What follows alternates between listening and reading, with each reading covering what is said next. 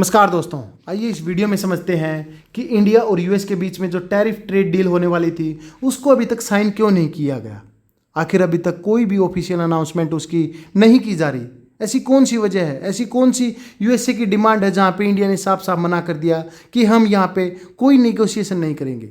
देखिए, इंडिया ने अपने एग्रीकल्चर सेक्टर और डेयरी सेक्टर को लेकर चिंताएं व्यक्त की है, क्योंकि यूएसए का ये कुछ ऐसी डिमांड है जहाँ पे इंडिया ने साफ साफ मना कर दिया कि हम यहाँ पे आपके साथ कोई बातचीत नहीं करना चाहते। क्योंकि यूएसए ने सबसे पहले बोला कि हमें आपके डेयरी मार्केट है जो वहाँ पे फुल्ली एसेस चाहिए, हमें अपने प्रोडक्ट बेचने हैं वहाँ पे। लेकिन इंडिया ने साफ साफ मना कर दिया और साथ ही कहा कि आपको अपने एग्रीकल्चर सेक्टर के अंदर कुछ ऐसे रिफॉर्म लाने होंगे। इंडिया को बोला गया कि कुछ ऐसे रिफॉर्म लाने होंगे जो डब्ल्यूटीओ के रूल के हिसाब से हो। आखिर डब्ल्यूटीओ के रूल की क्या है, और साथ ही बोला कि हमें जेनेटिकली मॉडिफाइड जो क्रॉप है, जो फसलें हैं इंडिया के अंदर वो बेचनी है। आखिर जेनेटिकली मॉडिफाइड फसलें क्या है, क्या वो रिफॉर्म की बात कर रहे हैं डब्ल्यूटीओ के, कौन से रूल हैं, और क्यों डेयरी मार्केट को इंडिया यूएसए के लिए एक फुली ओपन नहीं करना चाहता। लेकिन इस सब को समझने से पहले हमें समझना होगा कि जो इंडिया का जो एग्रीकल्चर सेक्टर और डेयरी सेक्टर है यूएसए के कंपेयर में कितना छोटा है। हम देख सकते हैं कि इंडिया के अंदर जो फार्मर हैं उनकी पॉपुलेशन 60 से 70% है, लेकिन यूएसए में जो 2 से 3% ही किसान हैं। सबसे पहली बात तो ये। दूसरी बात, इंडिया में प्रति जो फार्म लैंड है प्रति व्यक्ति वो 1.0 हेक्टेयर के हिसाब से है, लेकिन यूएसए में 187 हेक्टेयर प्रति किसान के हिसाब आती है। वहीं डेयरी सेक्टर के अंदर 2 या 3 एनिमल ही प्रति व्यक्ति इंडिया के अंदर है, लेकिन वहाँ 100 से ज़्यादा प्रति व्यक्ति एनिमल होते हैं। तो कितना बड़ा डिफरेंस है। इंडिया एक एग्रीकल्चर बेस्ड इकोनॉमी इसलिए बोला जाता है।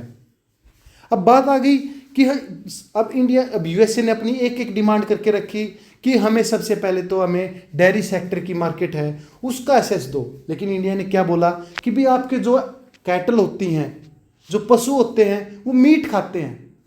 अब इंडिया के अंदर जो रिलीजियस सेंटिमेंट जुड़े हुए हैं गाय के साथ, बुफेलो के साथ, वो चारा खाते हैं यहाँ पे, वो एक वेजिटेरियन है। इसीलिए यूएसए को बोला कि आप या तो उनका सर्टिफिकेट प्रोवाइड कराओ या उनके ऊपर ज़्यादा टैरिफ लगेंगे।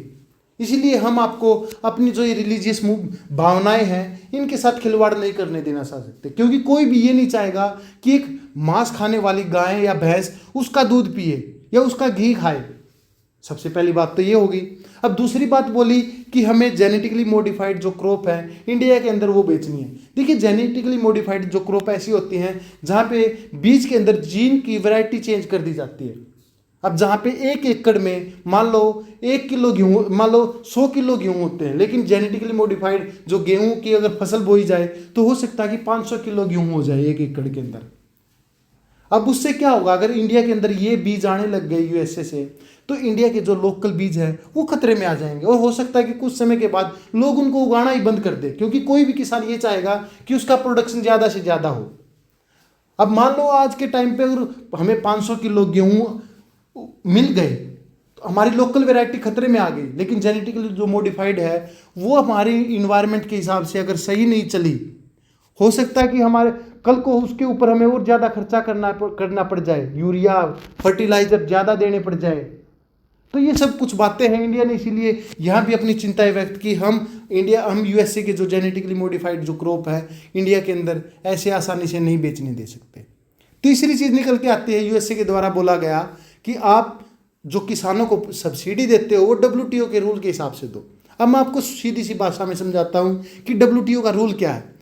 डब्ल्यूटीओ बोलता है कि आप अपने बजट से मान लो 100 रुपये, हर कंट्री 100 रुपये निकालती है, तो अपने किसानों को सब्सिडी दो उस 100 रुपये में से।